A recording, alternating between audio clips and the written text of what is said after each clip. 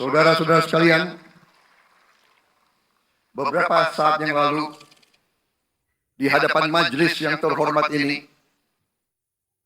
di hadapan seluruh rakyat Indonesia, dan yang terpenting di hadapan Tuhan Yang Maha Kuasa, Allah Subhanahu wa Ta'ala. Saya, Prabowo Subianto, dan Saudara Gibran Rakabuming Raka telah mengucapkan sumpah untuk mempertahankan undang-undang dasar kita, untuk menjalankan semua undang-undang dan peraturan yang berlaku, untuk berbakti pada negara dan bangsa. Sumpah tersebut akan kami jalankan dengan sebaik-baiknya, dengan penuh rasa tanggung jawab dan dengan semua kekuatan yang ada pada jiwa dan raga kami. Kami akan menjalankan kepemimpinan pemerintah Republik Indonesia, kepemimpinan negara dan bangsa Indonesia dengan tulus, dengan mengutamakan kepentingan seluruh rakyat Indonesia, termasuk mereka-mereka yang tidak memilih kami.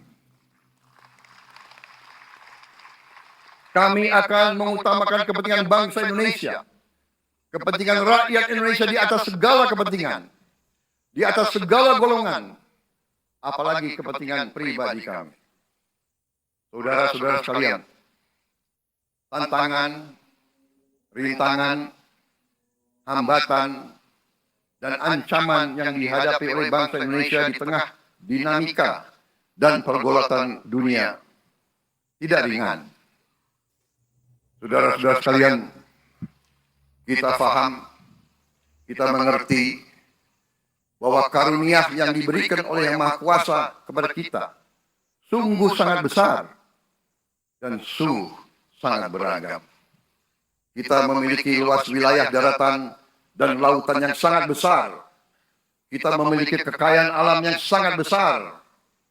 Kita mengerti bahwa sumber alam ini terdiri dari sumber-sumber alam yang sangat penting untuk kehidupan manusia di abad ke-21 dan seterusnya. Namun, di tengah segala karunia tersebut, di tengah segala kelebihan yang kita miliki, yang memang membuat kita harus menghadapi masa depan dengan optimis, tetapi kita pun harus berani untuk melihat hambatan, tantangan, rintangan, ancaman, dan kesulitan yang ada di hadapan kita. Saya selalu mengajak saudara-saudaraku sebangsa dan setanah air untuk menjadi bangsa yang berani, bangsa yang tidak takut tantangan, bangsa yang tidak takut rintangan, bangsa yang tidak takut ancaman. Saudara-saudara sekalian, sesungguhnya sejarah kita adalah sejarah dengan penuh kepahlawanan, penuh pengorbanan, penuh keberanian.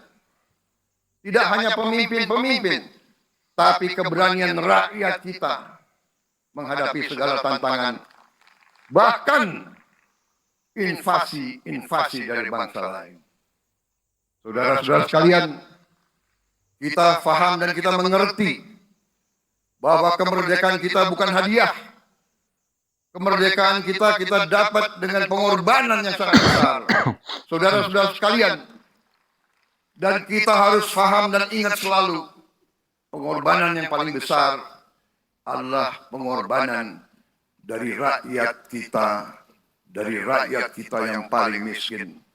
Wong cilik yang berjuang, yang memberi makan kepada pejuang-pejuang. Janganlah kita lupa, waktu kita perang kemerdekaan, kita tidak punya anggaran, kita tidak punya APBN, pasukan kita tidak digaji. Siapa yang memberi makan kepada kita? Yang beri makan adalah para petani di desa-desa.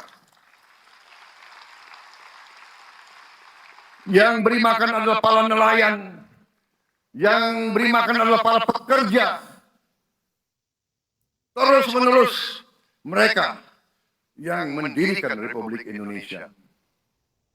Sekarang, saya mengajak saudara-saudara, terutama unsur pimpinan dari semua kalangan, dari kalangan cendekiawan, dari kalangan ulama, dari kalangan pengusaha, dari kalangan pemimpin politik, dari kalangan pemuda dan mahasiswa.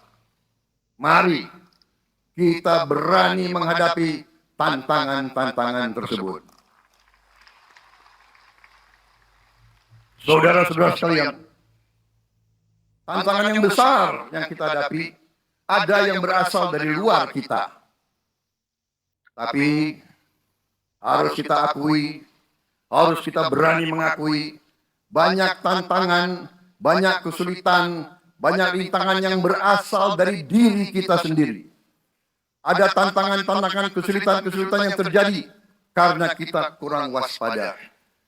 Karena kadang-kadang kita tidak handal dan tidak piawai dalam mengurus kekayaan kita sendiri. Saudara-saudara sekalian, marilah kita berani mawas diri. Marilah kita berani menatap wajah kita sendiri. Dan mari kita berani memperbaiki diri kita sendiri. Marilah kita berani mengoreksi diri kita sendiri.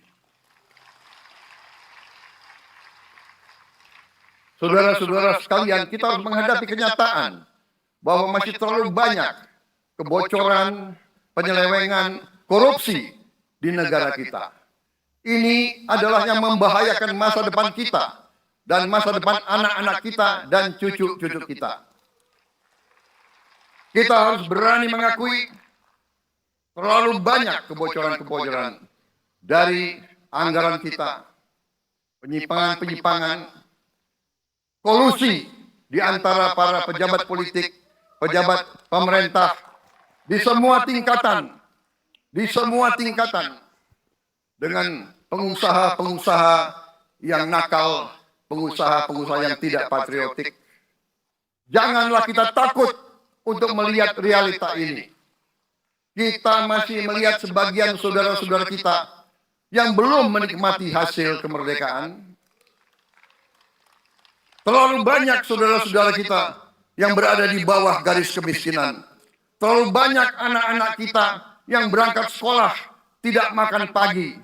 Terlalu banyak anak-anak kita yang tidak punya pakaian untuk berangkat sekolah.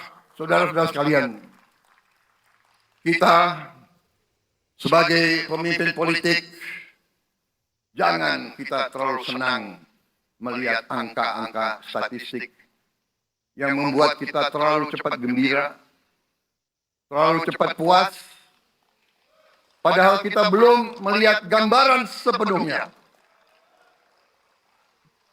Kita merasa bangga bahwa kita diterima di kalangan G20. Kita merasa bangga bahwa kita disebut ekonomi ke-16 terbesar di dunia. Tapi, apakah kita sungguh-sungguh paham? Apakah kita sungguh-sungguh melihat gambaran yang utuh dari keadaan kita?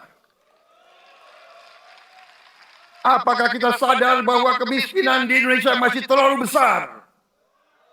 Apakah kita sadar bahwa rakyat kita dan anak-anak kita banyak yang kurang gizi? Banyak rakyat kita yang tidak dapat pekerjaan yang baik.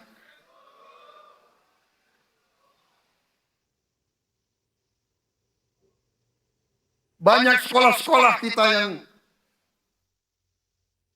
tidak terurus. Saudara-saudara sekalian, kita harus berani melihat ini semua. Dan kita harus berani menyelesaikan masalah ini semua.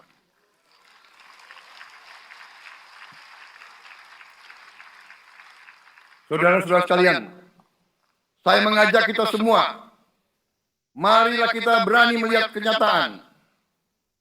Kita boleh bangga dengan prestasi kita, tapi marilah kita jangan tertegun, jangan terlalu cepat puas, jangan terlalu cepat gembira dengan menutup mata dan hati kita terhadap tantangan-tantangan dan penderitaan saudara-saudara kita. Saudara-saudara sekalian, kita tidak boleh memiliki sikap seperti burung unta yang kalau melihat sesuatu yang tidak enak, ia memasukkan kepalanya dalam tanah. Mari kita menatap ancaman dan bahaya dengan gagah. Marilah kita menghadapi kesulitan dengan berani. Saudara-saudara sekalian, marilah kita berhimpun. Marilah kita bersatu untuk mencari solusi-solusi. Mencari jalan keluar dari ancaman dan bahaya tersebut. Saudara-saudara sekalian, saya telah mencanangkan bahwa Indonesia harus segera swasembada pangan dalam waktu yang sesingkat-singkatnya. Kita tidak boleh tergantung sumber makanan dari luar. Dalam krisis, dalam keadaan genting, tidak ada yang akan mengizinkan barang-barang mereka untuk kita beli. Karena itu, tidak ada jalan lain. Dalam waktu yang sesingkat-singkatnya, kita harus mencapai ketahanan pangan.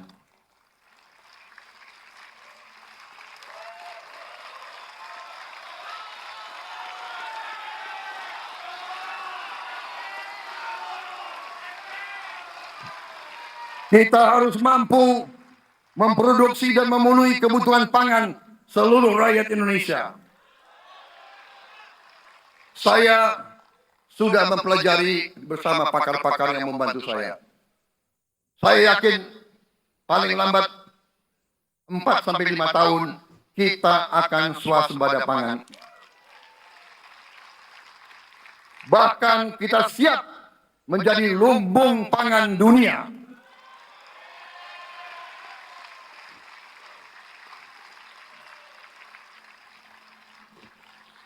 Saudara-saudara sekalian, kita juga harus swasembada energi. Dalam keadaan ketegangan, dalam keadaan kemungkinan terjadi perang di mana-mana, kita harus siap dengan kemungkinan yang paling jelek. Negara-negara lain harus memikirkan kepentingan mereka sendiri. Kalau terjadi hal yang tidak kita inginkan, sulit akan kita dapat sumber energi dari negara lain. Karena itu, kita harus swasembada energi dan kita mampu untuk swasembada energi. Kita diberi karunia oleh Tuhan Maha Besar. Tanaman-tanaman yang membuat kita bisa tidak tergantung bangsa lain. Tanaman-tanaman seperti kelapa sawit bisa menghasilkan solar dan bensin. Kita juga punya tanaman-tanaman lain seperti singkong, tebu, sagu, jagung, dan lain-lain. Kita juga punya energi bawah tanah, geotermal yang cukup. Kita punya batu bara yang sangat banyak. Kita punya energi dari air yang sangat besar. Saudara-saudara sekalian, pemerintah yang saya pimpin nanti akan fokus untuk mencapai swasembada energi. Kita juga harus mengelola air kita dengan baik. Alhamdulillah kita punya sumber air yang cukup. Dan kita sudah punya teknologi menghasilkan air yang murah dan yang bisa memenuhi kebutuhan kita. Saudara-saudara sekalian, juga semua subsidi, bantuan kepada rakyat kita yang masih dalam keadaan susah, harus kita yakin subsidi-subsidi itu sampai kepada mereka yang butuhkan. Kita harus berani meneliti dan kalau perlu kita robah subsidi itu harus kepada langsung keluarga-keluarga yang membutuhkan itu. Dengan teknologi digital kita akan mampu sampai subsidi itu sampai ke setiap keluarga yang membutuhkan. Tidak boleh aliran-aliran bantuan itu tidak sampai ke mereka yang butuh itu. Saudara-saudara, anak-anak kita semua harus bisa makan bergizi minimal 1 kali sehari. Dan itu akan kita lakukan dan itu bisa kita lakukan, saudara-saudara sekalian. Selain itu, menjamin melindungi mereka yang paling lemah untuk mencapai kesejahteraan sejati, kemakmuran yang sebenarnya, kita harus melakukan hilirisasi kepada semua komoditas yang kita miliki. Nilai tambah dari semua komoditas itu harus menambah kekuatan ekonomi kita sehingga rakyat kita bisa mencapai tingkat hidup yang sejahtera.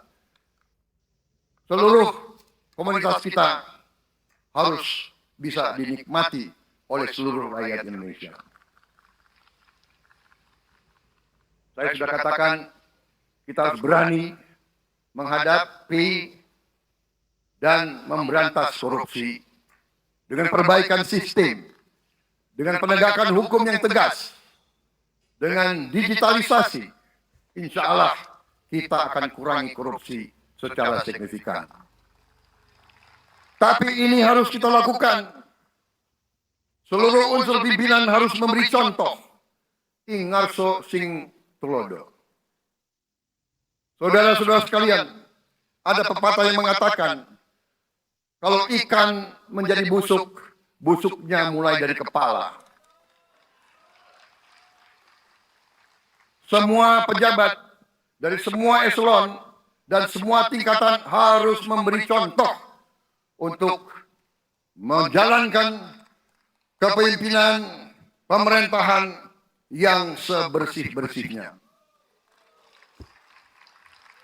Mulai dengan contoh dari atas dan sesudah itu penegakan hukum yang tegas dan keras. Saudara-saudara sekalian,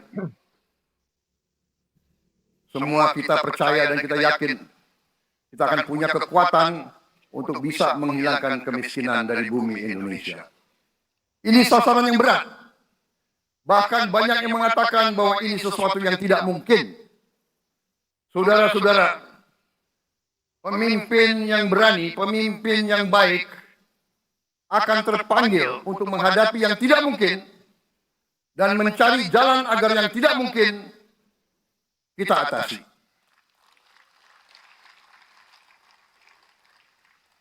Bangsa yang berani adalah bangsa yang bisa bikin yang tidak mungkin menjadi mungkin. Saudara-saudara, di tengah itu cita-cita yang begitu besar, yang begitu kita idam-idamkan, kita perlu suasana kebersamaan. Kita perlu suasana persatuan. Kita perlu kolaborasi kerjasama, bukan cekcok yang berkepanjangan. Kita perlu pemimpin-pemimpin yang tidak caci maki, pemimpin-pemimpin yang arif, yang bijaksana, yang mengerti dan cinta budaya dan sejarah bangsa sendiri, yang bangga dengan adat, tradisi, dan adat bangsa kita sendiri. Kita dari sejak dahulu, pemikiran, kehendak, dan rasa bangun pendiri-pendiri bangsa kita, dari sejak awal bangsa ini berdiri, kita ingin menjadi bangsa yang berdemokrasi. Kita menempatkan kedaulatan rakyat setinggi-tingginya. Dalam dasar negara kita, Pancasila, kerakyatan merupakan sendi utama dari kelima sila yang kita junjung tinggi. Kerakyatan yang dipimpin oleh hikmat kebijaksanaan dalam permusyawaratan perwakilan. Kita menghendaki kehidupan demokrasi, tapi marilah kita sadar bahwa demokrasi kita harus demokrasi yang khas untuk Indonesia. Demokrasi yang cocok untuk bangsa kita. Demokrasi yang berasal dari sejarah dan budaya kita. Demokrasi kita harus demokrasi yang santun. Demokrasi di mana berbeda pendapat harus tanpa permusuhan. Demokrasi di mana mengoreksi harus tanpa caci maki. Bertarung tanpa membenci. Bertanding tanpa berbuat curang. Demokrasi kita harus demokrasi yang menghindari kekerasan, yang menghindari adu domba, yang menghindari hasut menghasut. Demokrasi kita harus demokrasi yang sejuk, demokrasi yang damai, demokrasi yang menghindari kemunafikan. Hanya dengan persatuan dan kerjasama kita akan mencapai cita-cita para leluhur bangsa kita. Bangsa yang gemah ripah loh jinawi, toto tentrem kerto raharjo. Bangsa yang baldatun, tojibatun, warobun gofur. Bangsa di mana rakyat cukup pangan, cukup sandang, cukup papan. Cita-cita kita adalah melihat wong cilik iso gemuyu. Wong cilik bisa senyum, bisa ketawa. Saudara-saudara sekalian, kita harus ingat bahwa kekuasaan itu adalah milik rakyat. Kedaulatan itu adalah kedaulatan rakyat. Kita berkuasa seizin rakyat. Kita menjalankan kekuasaan harus untuk kepentingan rakyat. Kita harus selalu ingat, setiap pemimpin dalam setiap tingkatan harus selalu ingat, pekerjaan kita harus untuk rakyat.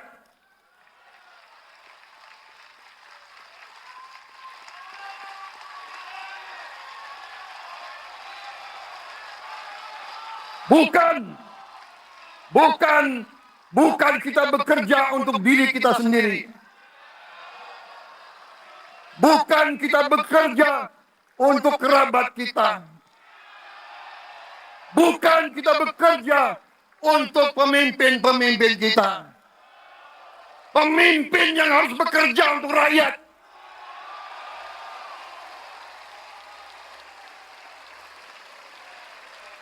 Saudara-saudara sekalian, kita harus mengerti selalu, sadar selalu bahwa bangsa yang merdeka adalah bangsa di mana rakyatnya merdeka.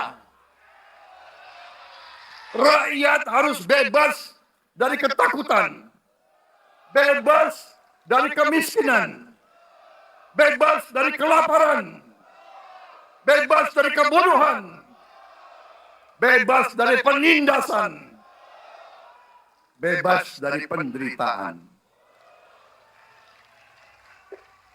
Saudara-saudara sekalian, masih ada saudara-saudara kita usianya di atas 70 tahun masih menarik becak. Ini bukan ciri-ciri bangsa yang merdeka.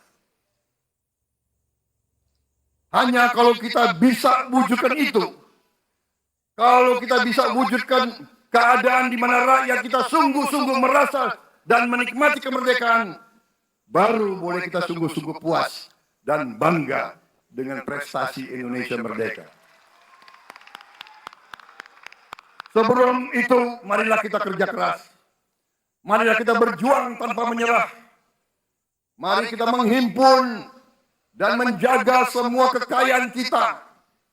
Jangan mau kekayaan kita diambil murah oleh pihak-pihak lain.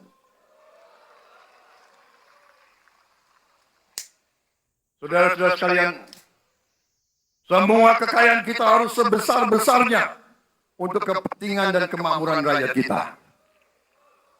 Saudara-saudara, dalam sejarah politik, hal ini mudah diucapkan, tidak mudah untuk kita capai. Tapi kita bisa capai kalau kita bersatu dan bekerja sama. Marilah kita bangun masa depan bersama. Marilah kita menganggap rekan-rekan kita, walaupun berbeda suku, berbeda agama, berbeda partai, berbeda golongan, kita adalah sama-sama anak Indonesia. Bertanding semangat, sesudah bertanding, mari kita berhimpun kembali. Presiden Joko Widodo mengalahkan saya berapa kali ya, saya lupa. Tapi begitu beliau menang ya, beliau mengajak saya bersatu.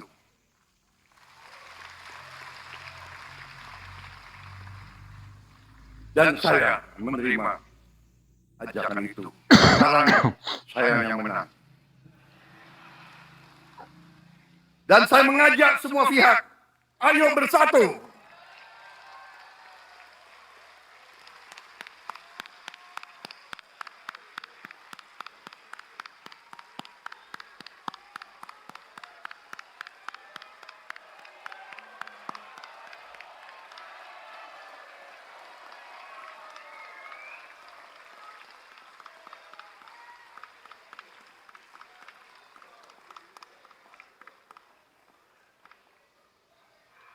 Saudara-saudara sekalian, dalam menghadapi dunia internasional, Indonesia memilih jalan bebas aktif, non-blok, non-aligned. Kita tidak mau ikut fakta-fakta militer manapun. Kita memilih jalan bersahabat dengan semua negara. Sudah berkali-kali saya canangkan, Indonesia akan menjalankan politik luar negeri sebagai negara yang ingin menjadi tetangga yang baik. We want to be the good neighbor. Kita ingin menganut filosofi kuno. 1000 kawan terlalu sedikit, 1 lawan terlalu banyak.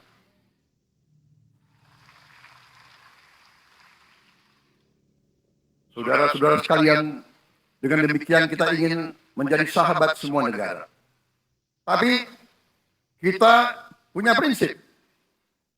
Prinsip kita adalah prinsip anti penjajahan. Karena kita pernah mengalami penjajahan. Kita anti penindasan. Karena kita pernah ditindas. Kita anti rasialisme. Kita anti apartheid.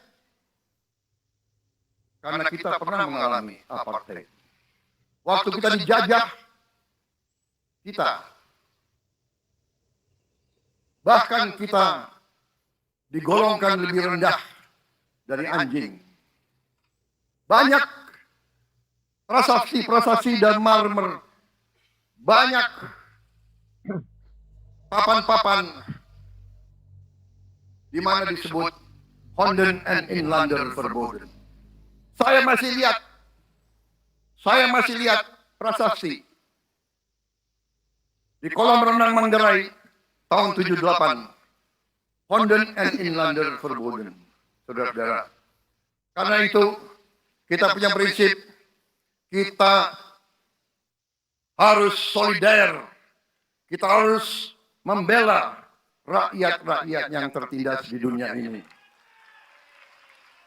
Karena itu kita mendukung kemerdekaan rakyat Palestina.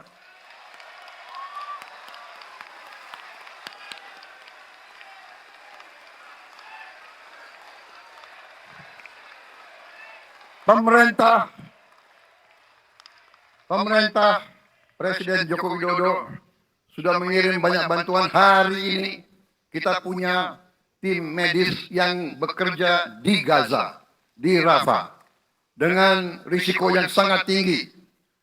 Dokter-dokter kita, perawat-perawat kita sudah bekerja sama di Rafah, di Gaza bersama saudara-saudara kita dari Uni Emirat Arab. Dan kita pun siap untuk mengirim bantuan yang lebih banyak. Dan kita siap untuk evakuasi mereka-mereka yang luka dan anak-anak yang trauma dan korban. Kita siapkan semua rumah sakit tentara kita dan nanti rumah sakit lain untuk membantu saudara-saudara kita yang menjadi korban perang yang tidak adil. Saudara-saudara, kita menjadi bangsa yang harus berterima kasih kepada generasi pembebas, kepada Bung Karno, Bung Hatta, pahlawan-pahlawan yang lain, I Gusti Ngurah Rai, Kapitan Patimura, Sultan Nasruddin, Teku Umar, Cut Nyak, semua pahlawan yang tidak bisa kita sebut satu persatu. Tapi mereka yang membayar saham kemerdekaan dengan darah dan air mata mereka. Kita bersyukur pada Presiden dan Proklamator pertama, Bung Karno, yang telah memberi kepada kita ideologi negara Pancasila.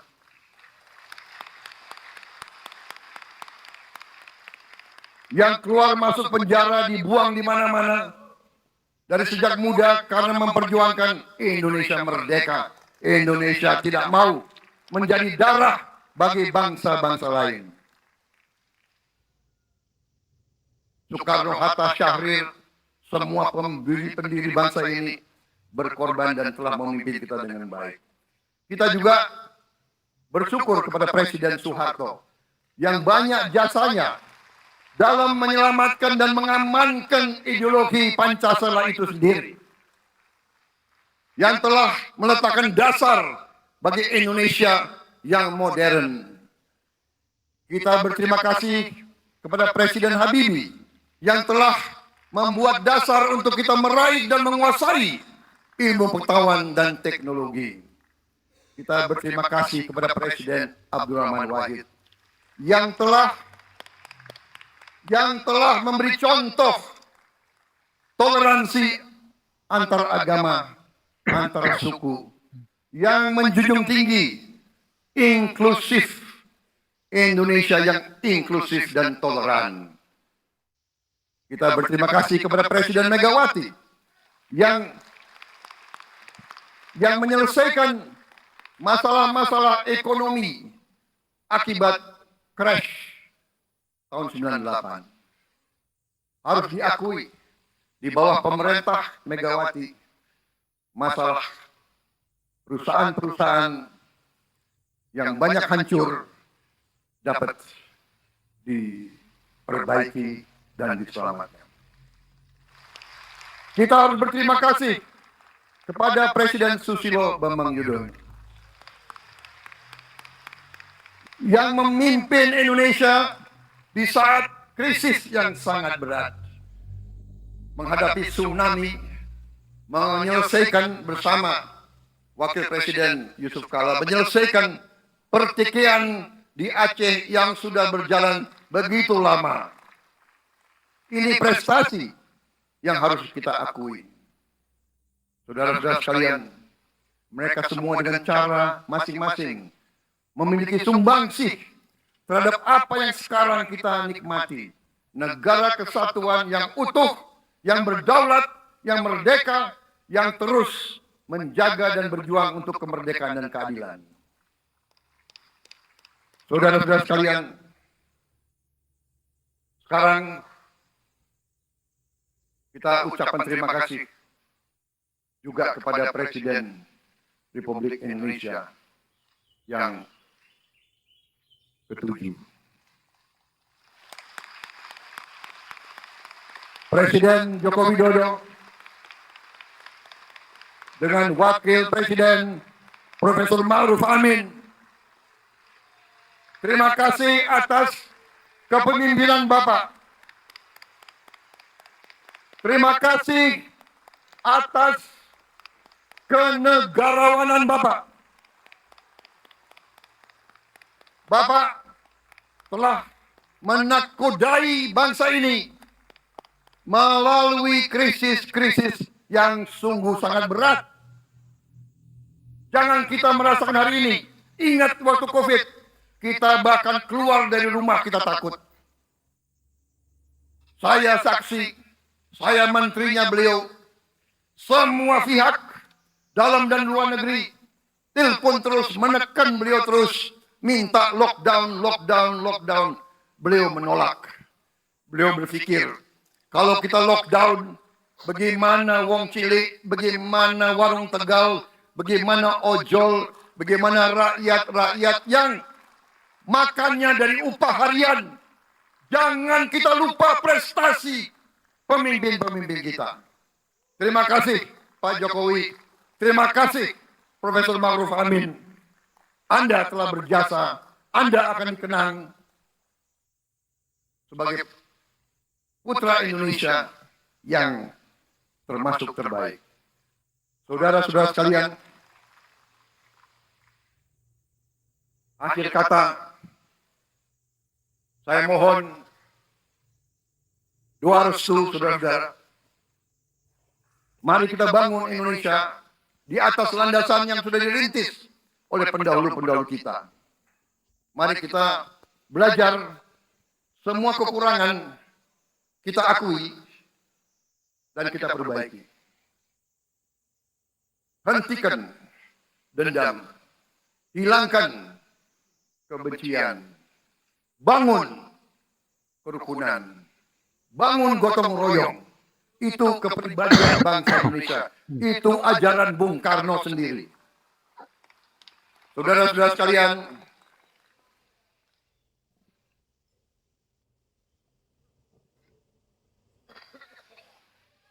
kami siap melanjutkan estafet kepemimpinan.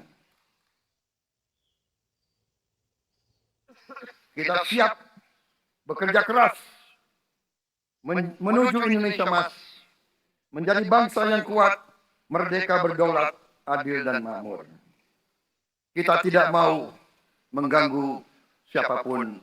Kita tidak mau mengganggu bangsa lain, tapi kita juga tidak akan mengizinkan bangsa manapun untuk mengganggu kita.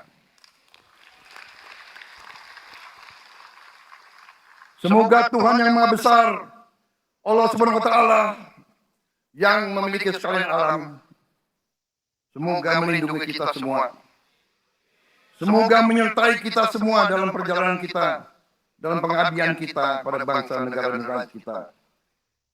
Kita juga berdoa kepada Yang Maha Kuasa agar tamu-tamu agung kita, mereka-mereka yang datang dari jauh, akan kembali ke rumah mereka masing-masing dalam keadaan aman dan dalam keadaan terus bersahabat dengan kita, saudara-saudara sekalian.